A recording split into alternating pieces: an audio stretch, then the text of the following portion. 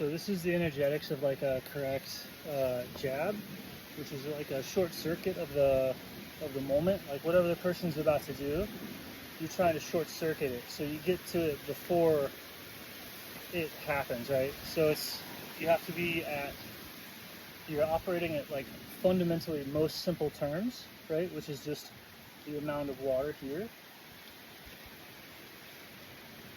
If you want to get the jab or the interrupt there, you have to throw yourself, or you have to sort of splash this amount of water, and the splash that's the simplest possible thing. If you look at if you summarize your water distribution as like a wave or a body of water, and you just want to get the energy of that water over there, you're fundamentally splashing, and that splashing is going to move both your mind and your body. And so the splashing, to do a good job, there's a big wave that goes out, and it goes out in the most direct way possible. So it has to be one thing going the shortest distance that it can go.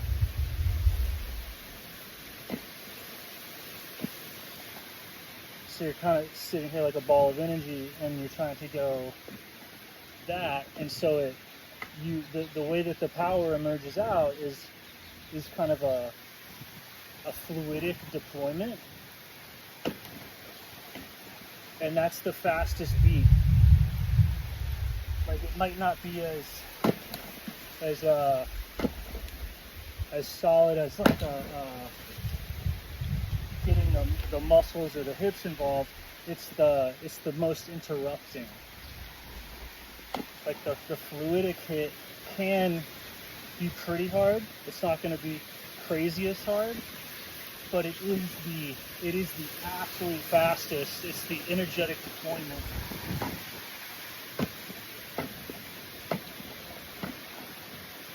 And so the jab, right, this energetic stoppage of trying to stop that foundational beat can come from anywhere. You could be moving mid-weight and see something that you want to stop, and use energetic, fluidic deployment from whatever your center of gravity is in the situation. You go to stop.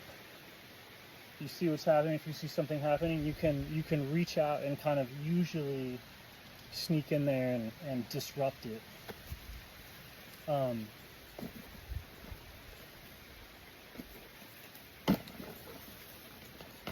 Which when you do a fluidic move, it's enough to usually do a stop hit on somebody. Like it might not be like a game ender. But you could be in any direction. Something I don't like right there. It not only interrupts what they're doing, it also is the quickest way to interrupt what you're doing in any particular moment. If you can deploy your attention somewhere, you can fluidically, you get at least one thrust of the fluidic displacement of your body mass. Like you get one, there's like basically always, no matter what, there's one stroke through your fluidic inertia.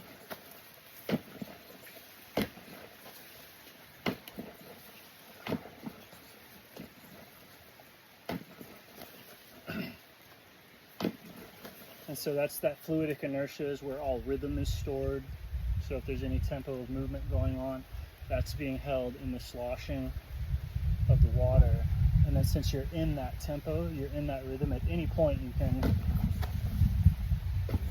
do a tempo interrupt.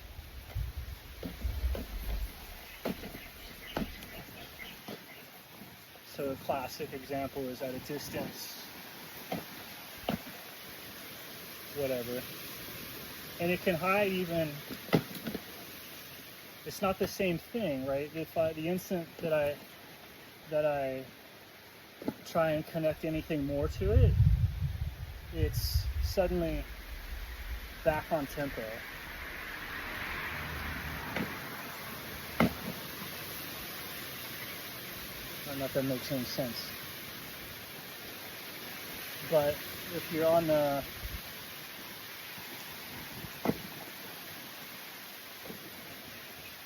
and it's like, imagine being anywhere, right? And you can see something happening and then drawing a connected line to where you get there and your structure's solid. Like, it's not going to be a problem to hit.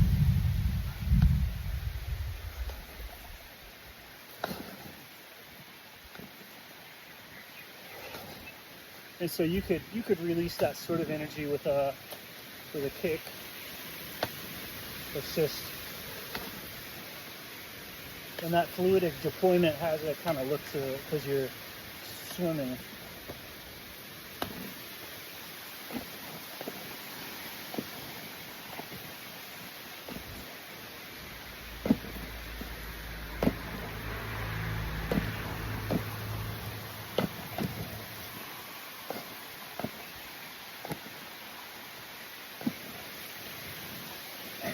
And it's all just jabs. Like, oh crap, I just got clocked, right? Jab, like I can, if I'm not bougie, you can jab from any position.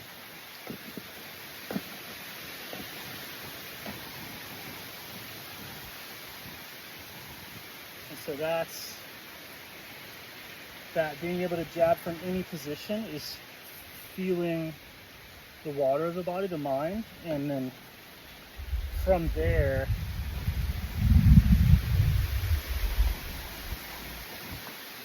you can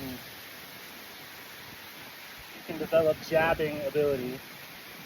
Like, you'd have to train, but it's kind of, that's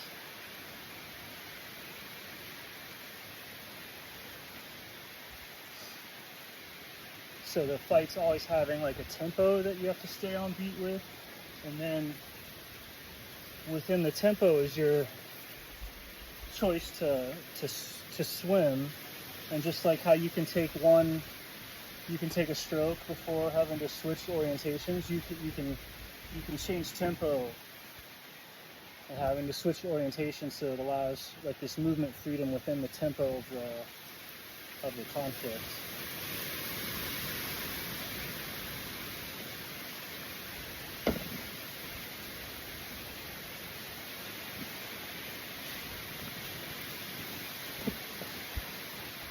Yeah, I made all that stuff up. Nobody ever taught me that, so I just made that up just now.